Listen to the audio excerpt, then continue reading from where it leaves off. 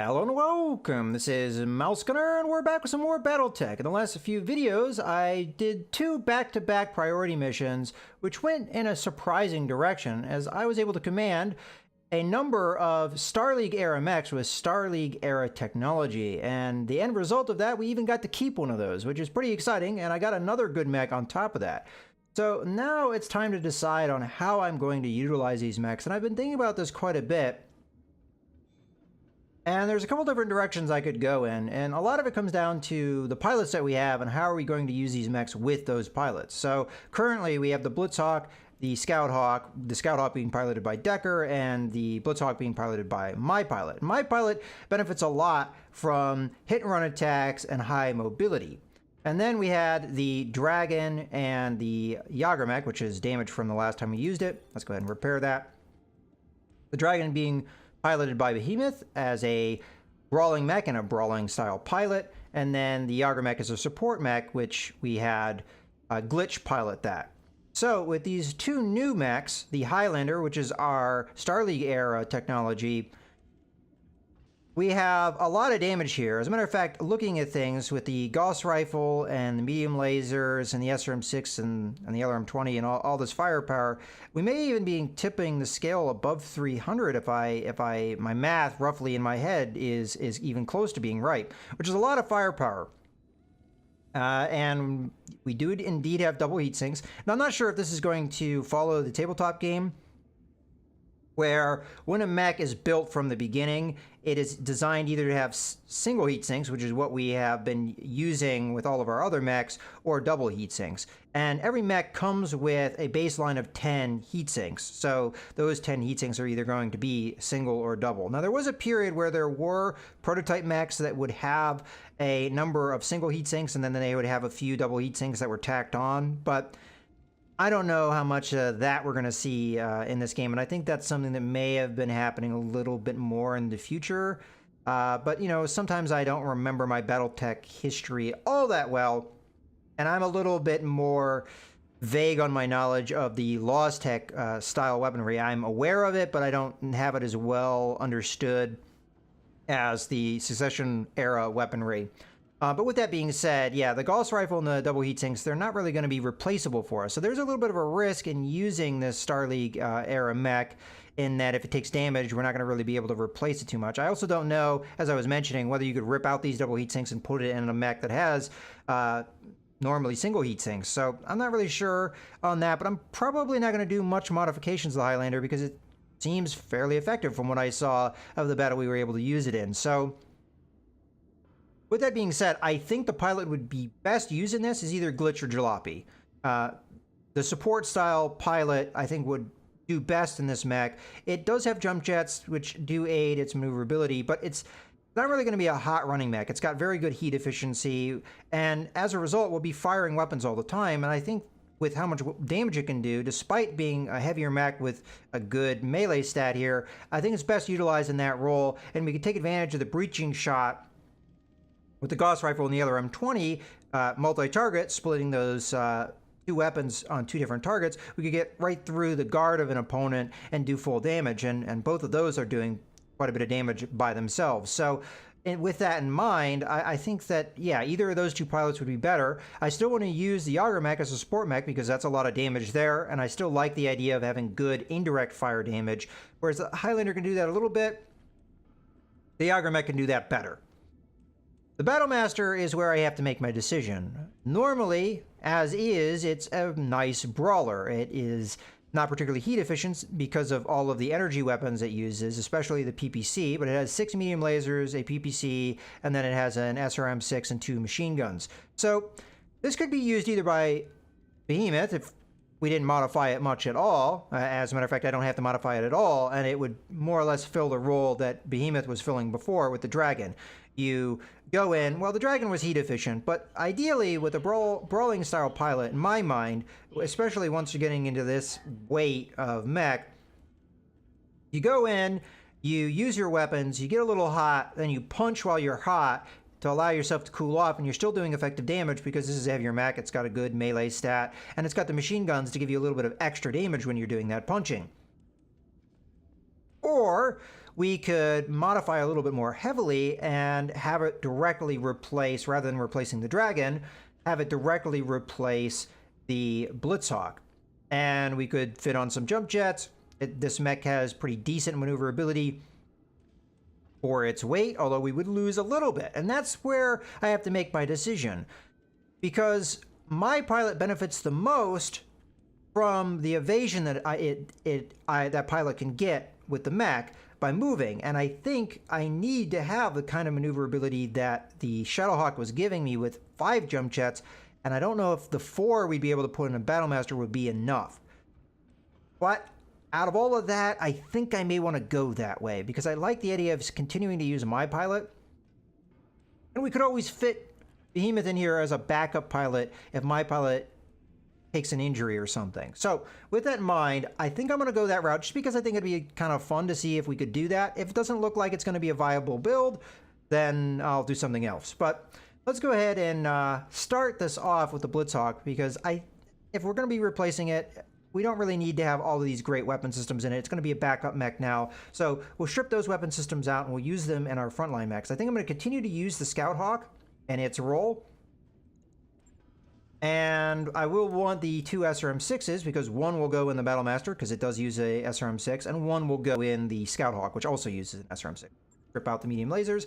But I am going to replace these systems with, let's just start with the energy weapons. I'll turn everything else off so we can find the system nicely. So medium laser,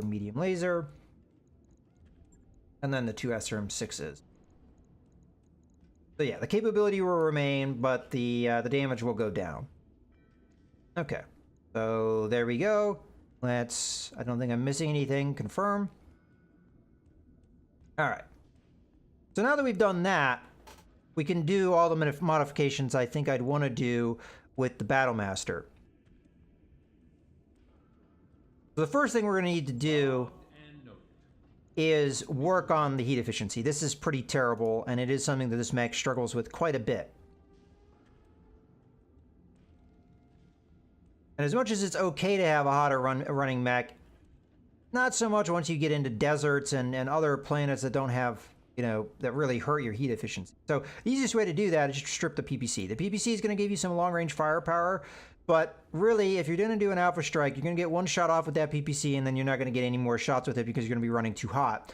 It really is only a weapon to be used when you're closing the distance before your other weapons are in range. And that's capability that we are not really going to necessarily be utilizing here. And it's going to give us quite a bit of tonnage to work with. So let's start this off by switching over to the equipment. I think this is right at that line. Yeah, we do have the ability to use the heavy jump jets, because 85 tons is that cutoff.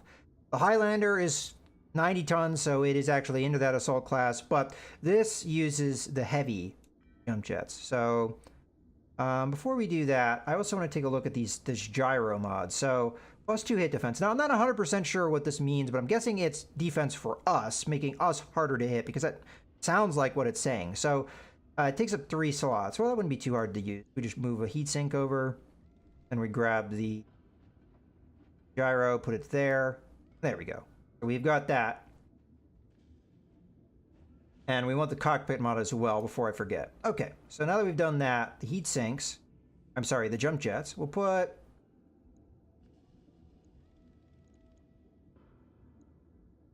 like this, I think, because we don't have any slots in the center torso. I think this is going to be the best setup. We could put all of it in our legs, which honestly may not be a bad idea. I just want to see where the mech is at after we do some of these changes. All right, so we have 3 tons left to work with. And I'm pretty happy with the firepower of the mech. I mean, obviously I'm going to want to switch out some of these weapons for more effective ones. But let's see what we can do with our heat efficiency. We definitely improved it. Let's see if we can improve it a little bit more with some heat sinks. So maybe even do the heat bank. Okay, so I guess I'd be all right with fitting in the heat sinks here. So we've got 1, 2, and then the heat bank. Yeah, 1 ton, 2 slots. Now that's going to put that heat efficiency all the way up. I don't know how much I trust that, but there we go. Other than that, We don't maybe need 2 things of ammo for the SRM. I think that's probably too much. We can get a ton back on that. I don't know if I'm going to modify the armor too much, because the armor in this mech's pretty good as is. Maybe fit in another medium laser, because we have a slot in our right arm. That's getting us more firepower and maybe a little dicey on the heat efficiency, but I'd like to see where we would be at. So in this case, I'm going to go ahead and put one of the ones that just gives us a little bit of... how many special lasers do I have? I've got 1, 2, 3, 4, 5. I don't know if I want to put all of them in this mech. I mean, the medium lasers are fairly important on this mech because a lot of your firepower comes from it. Let's go with the one that gives us +1 accuracy. Actually, you know what? All right, first off, let's just turn off all this stuff so I can find things better. Let's put a normal medium laser in this slot. And then we'll put in a lot of ammo over on this side. I'm just moving things around so I kind of keep the firepower the same, but I want to that there. Got our plus damage on this side, because this side could go up pretty easily with all the ammo over there. Okay, so that's done. Obviously, the accuracy in the torso sections make the most sense because you have more accuracy in your arm.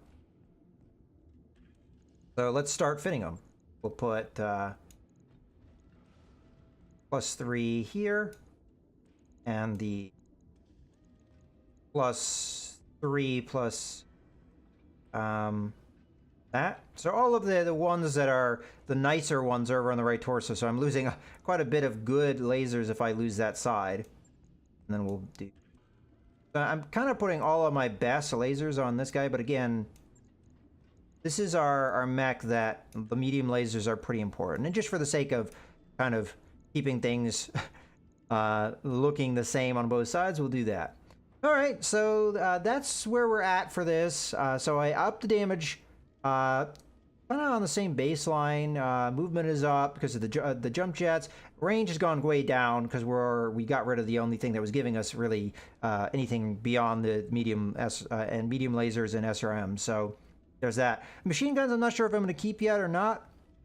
We could swap them out for some small lasers, save us some tonnage, and remove some more ammo, but it's something that doesn't heat me up, and we'll see. Again, this is going to be something I think we look at and we modify as we go, but I think we have everything in here now, and oh, no, there's one system I forgot to replace. Go ahead and do SRM6.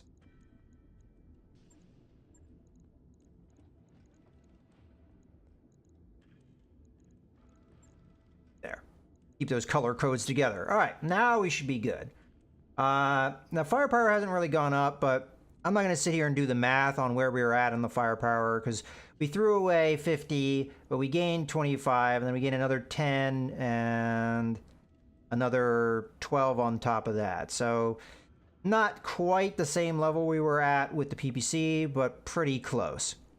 All right, let's go ahead and confirm that. It's going to take 9 days because there's a lot of systems we're adding in there.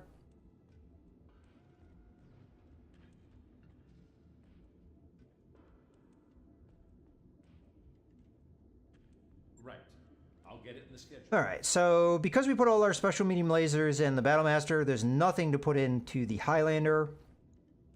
There is something to put in the Scout Hawk, though, while we're thinking about it, and that's going to be the upgraded SRM6. So that's over here. There, let's turn off. Oop. Grab that one that our damage. And keep our color codes together. Although, if we want to make it, there we go. Now we've got symmetry here with some things. All right, looking good. Okay, so I think that's all the modifications we really need to do to have ourselves set up for the future. I'll let you know when that's done.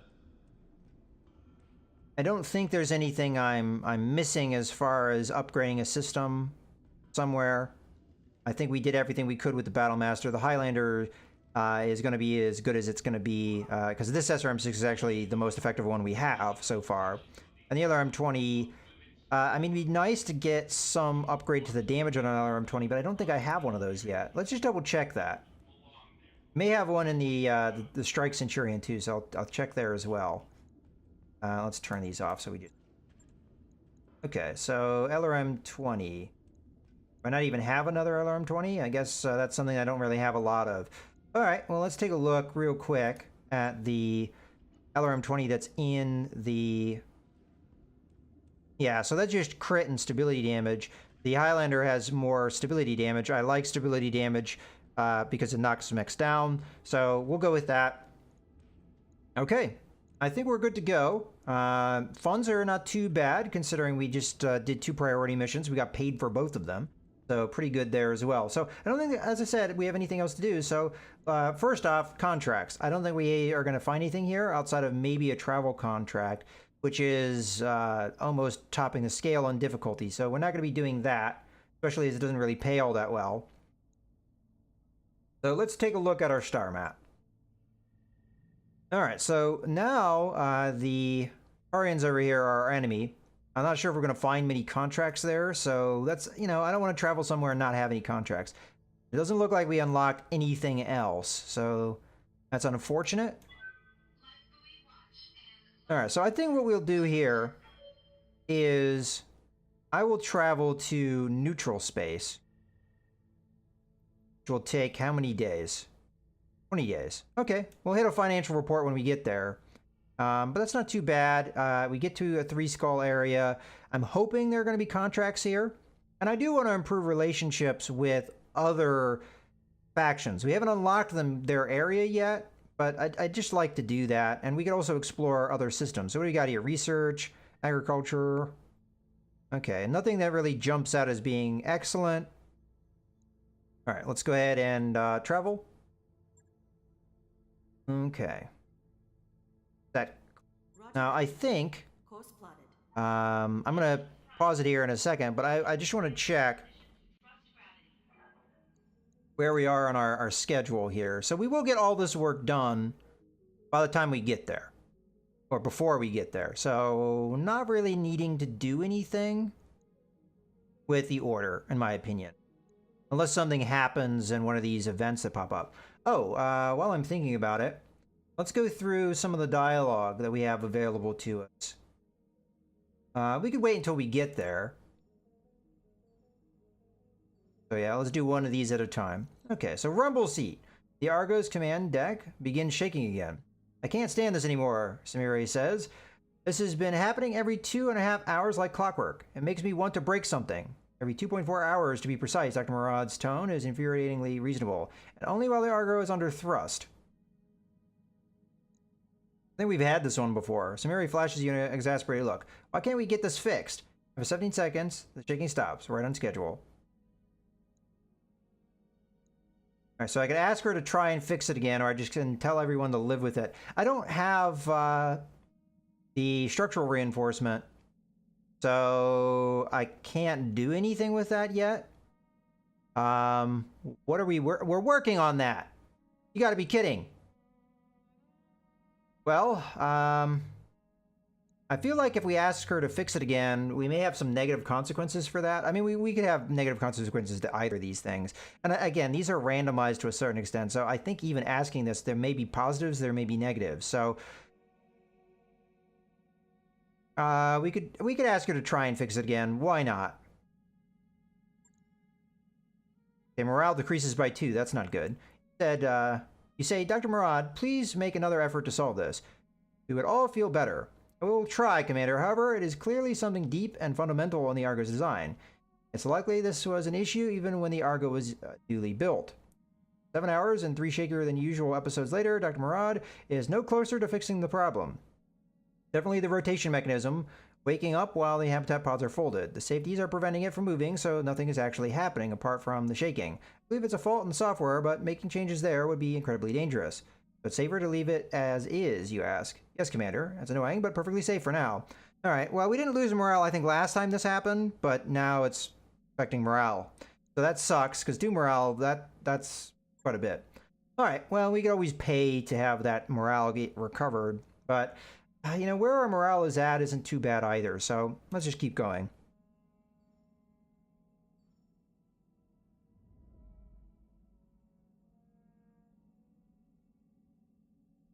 Yeah, but I would have preferred not to have that event happen. Especially as, again, in 15 days, we could have done something about it, and it would have cost me a lot less money than the morale loss would cost me to recover.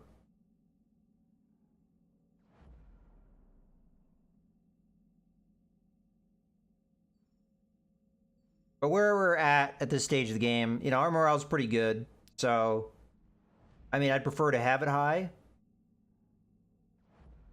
As a matter of fact, I'd prefer to max it out if I could, but...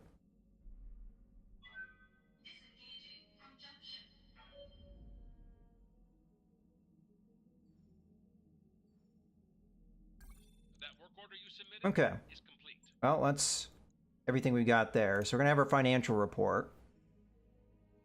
I think I'm going to go ahead and boost the morale, though.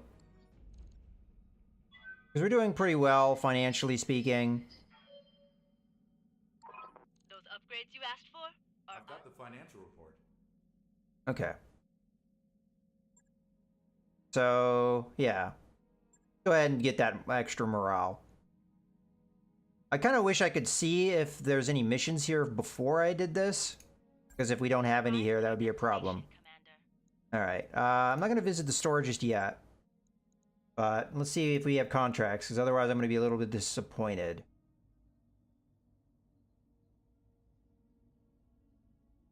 Okay, we got stuff here. Unfortunately, they're all neutral missions, so we're not going to benefit from any improvement in relations, or reputation, I should say. So that's unfortunate. I think we'll be able to handle the difficulty of these missions now that we've upgraded our mechs. I'll probably start with the lower difficulty one, though, unless... Let's see what that's going to be about. So it's Badlands Battle, Assassinate Lowlands, and Battle Lowlands. Okay. Well, that one pays the most, that one pays the least, and they all have about the same salvage, so we'll see where we go from there. But let's go ahead and take a look at the store. And see where we're at for that.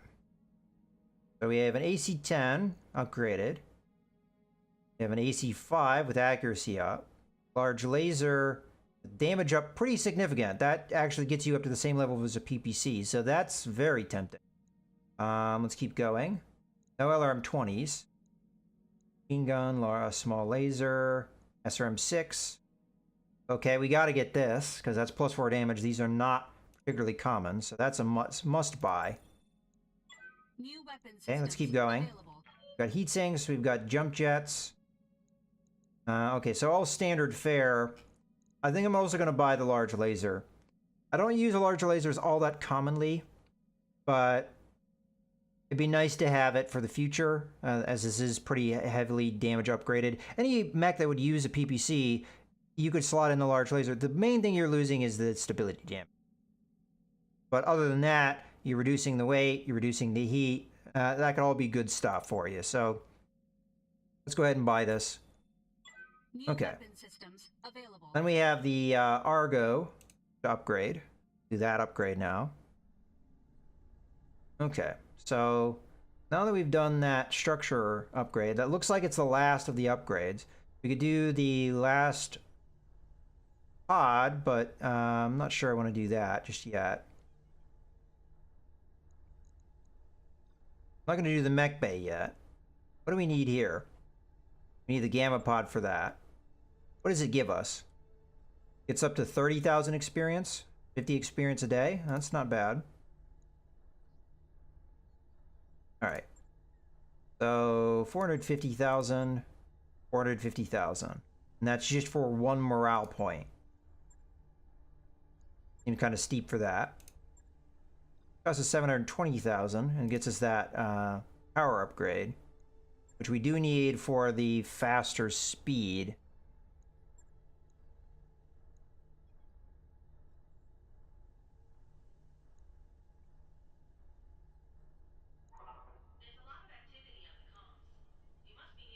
Lounge, library. You know what? I'll go ahead and do the hydroponic garden. Because that's like a system we don't already have. The library, we're upgrading a system we already have. So I'll do that. All right, I'll get the team on it right away. Okay. So we just spent a lot of our money right there. But we should be all right now. Oh, I didn't mean to go to the store. What happened there? Okay, let's go to... we'll start with Farah and we'll talk to her a little bit. Yeah, See if she has anything for me. Okay, give me a damage report. What's our condition? I think that's new. I can't tell you much. We're pretty beat up, but I don't know how badly yet. I can say with some certainty that nothing critical has been damaged. We aren't going to explode tomorrow, so don't worry about that. But there's a lot more ambiguity on this ship than I'm comfortable with. Anyway, we should be safe enough for now. As I said, the Lakura is sealed away on a powered-down computer and air-gapped from the rest of the ship. And that's how it's going to stay. Our experience on Artru taught me anything. It's that some things are better left alone. Alright, see you later. Don't be a stranger, Commander. Let's go talk to Samire now How for can I help you, navigation. Commander? Okay. You know ships and you grew up in the Concordant. I need you to know what we're up against. Actually, let's hear this first. The Argos posed. A bunch of Lord Corosis's people are dead, and we're apparently at war with the Tarian Concordant. I wish I could say that it would surprise me that this dropship went to shit, but nope, not surprised at all. Okay, what are we up against? A world of hurt, Commander. A world of hurt. Commodore Ostergaard's command ship, the Iberia, is a Fortress-class dropship. They don't call them that for nothing. You have any idea how many weapons one of those things comes equipped with? First, there's the Long Tom 3 artillery cannon.